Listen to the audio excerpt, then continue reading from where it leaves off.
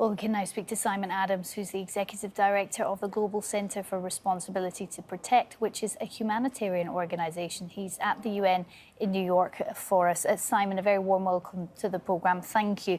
Now, Simon, just explain a bit more about the responsibility to protect and why you think it should be used for Aleppo. Sure, thank you, Julie. The responsibility to protect is an idea that was adopted by all UN member states. It's all 193 in 2005, which basically says we all have a collective responsibility, all people, all nations, the UN system, to all human beings to protect one another from the four mass atrocity crimes of genocide, crimes against humanity, war crimes, and ethnic cleansing. And of course, in Aleppo, we have seen this relentless campaign of war crimes and crimes against humanity, including airstrikes and other attacks on the civilian population. Aleppo is essentially a mass grave now.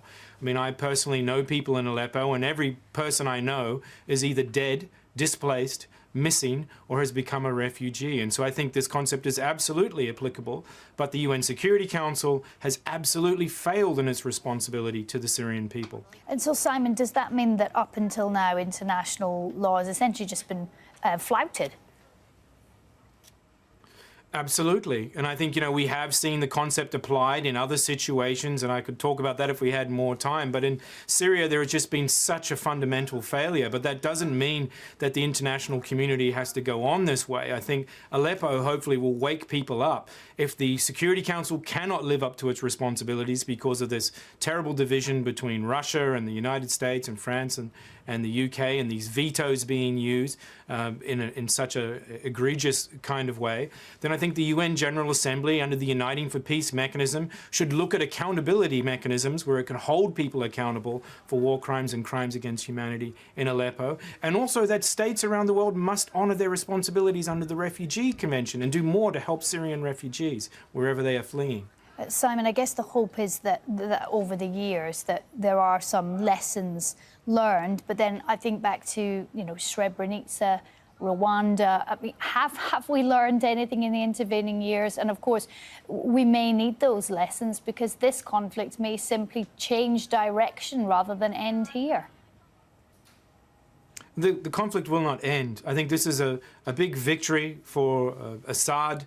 He's regained the ruins of Aleppo, turned it into a mass grave. But the civil war, unfortunately, will not end. And that means more suffering for the Syrian people. And you're absolutely right. Aleppo now joins that terrible list of Sarajevo, Srebrenica, Sri Lanka, where war crimes, crimes against humanity have been committed against civilian populations while the world has sat on its hands or looked the other way. But it doesn't have to be that way.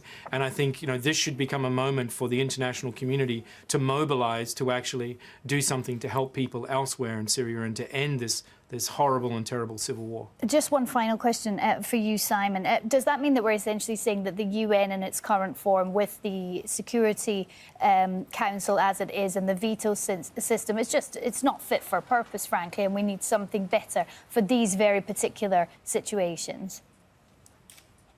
No, we have a worn-out, creaking 20th century UN that is struggling to deal with 21st century problems. And I think the veto is a manifestation of that. And in situations where mass atrocities are happening, where these crimes which threaten people and are an affront to the very conscience of humanity, where those crimes are happening, the Security Council has a responsibility not to veto. So I, for one, believe very strongly that there needs to be a code of conduct for Security Council members, that there needs to be reform of the Security Council, and certainly we need a UN that's fit for purpose in the 21st century. And hopefully the new Secretary General, Antonio Guterres, can help us get there. Simon Adams there, joining me from the Global Centre for the Responsibility to Protect. Simon, thanks.